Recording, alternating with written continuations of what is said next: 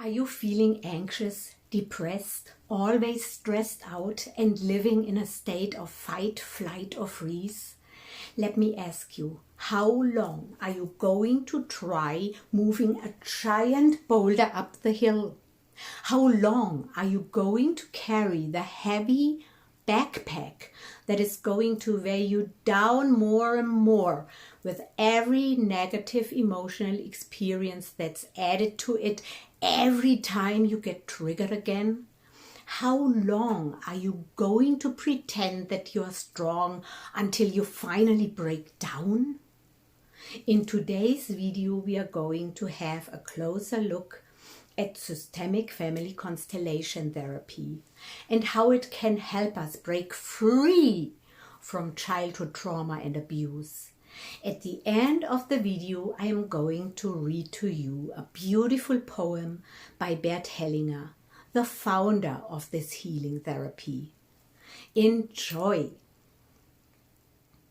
Hi, it's Monika, your intuitive trauma transformation coach, who helps you face and successfully navigate through the storms of life, guiding you through a most powerful self-healing process and teaching you all the mindfulness tools you need to embark on your journey to your core self and create the life you've always envisioned. See yourself on the helm of a ship, facing an enormous storm. Before it arrives to where you are, you take a little moment to bow to the immensity of the storm, which you cannot lessen, to the sea, which you cannot calm, and to yourself, who, no matter what you do, is and remains mortal, destined to join your ancestors someday. Then, having bowed, you get to work with all your skills to prepare your own boat and your own crew for what is surely to come, independently from what used to be. Bert Hellinger, the founder of Family Constellations, is famous for having said, to be big or tall in the world, we must be small or little in our families. For many of my clients, this wasn't acceptable at first and sounded shocking and terrifying, especially when their families were dangerous and they may have spent their whole lives making themselves big enough to keep themselves safe and alive, as to be small seems to be an invite for further abuse. But during the constellation, they all start to understand that this is not what Bert Hellinger meant. He wanted us to understand that there truly is nothing at all we can do about the fact that we came from where we came from.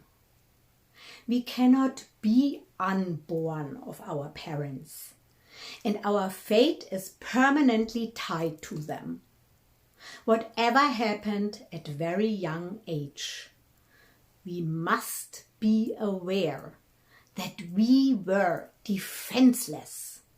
We had no power whatsoever to prevent this or change our fate in any way. Hellinger's advice is that we bow to the truth of our source. Like saying, I am the kid, you are my parents. Thank you for my life. I wouldn't be here without you. But that's all. Now I can cut the unhealthy cords. Our childhood and the fate we are born into are like the storm and the sea and mortality itself. we can only bow to them with respect and then turn and bring our adult capacities to what can and must be done next. Ironically, the bow to what was and is gives us strength. Without it, we remain stuck, weighed down and unable to move forward. The bow is about acknowledging what is and reconnecting to a flow and order of love in following the movement of our soul. This enables us to experience our true self and inner strength and wisdom, which is loving and lasting, both humble and proud at the same time. Before I read Bert Hellinger's poem to you, please click on subscribe, give me a thumbs up, comment below if you liked the video and share it with your friends. If you like to be reminded of my videos, premiering every Wednesday at 11:55 sharp, please hit the bell as well. Bert Hellinger's poem is called The Life. Life disappoints you, so you stop living from illusions and see reality. Life destroys everything superfluous until only the important remains.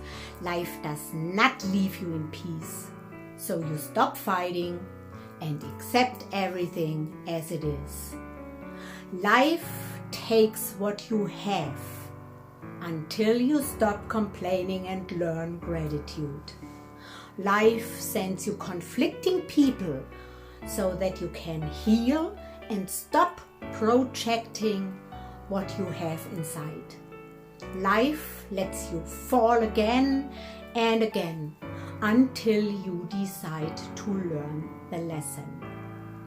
Life takes you out of the way and presents you with crossroads until you stop wanting to control and learn to flow like a river. Life puts you enemies on the road until you stop reacting.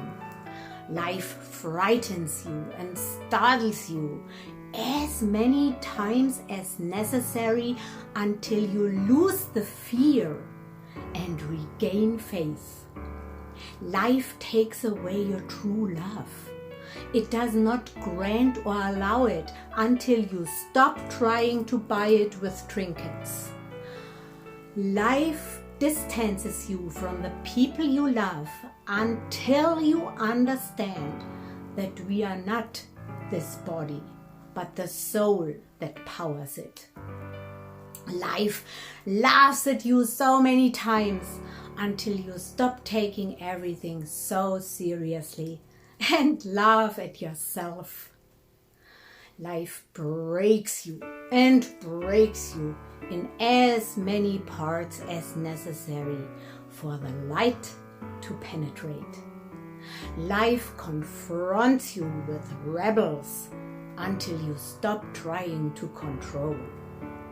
Life repeats the same message, even with shouts and slaps, until you finally listen. Life sends you thunder and storms, so you wake up. Life humiliates and defeats you again and again, until you decide to let the ego die. Life denies you goods and greatness until you stop wanting goods and greatness and you begin to serve.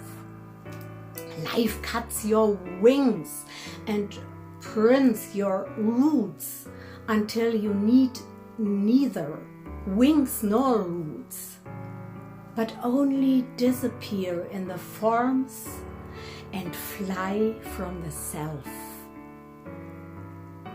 Life denies you miracles until you understand that everything is a miracle. Life shortens your time, so you hurry to learn to live. Life ridicules you until you become nothing, until you become nobody, and so you become everything. Life does not give you what you want, but what you need to evolve. Life hurts you and torments you until you let go of your whims and tantrums and appreciate breathing. Life hides treasures from you until you start your journey, until you go out to look for them. Life denies you God, the divine, until you see it in everyone and everywhere. Life shortens you, prunes you, takes you away, breaks you, disappoints you, cracks you, until only love remains. Peace begins with me. Namaste, namaste.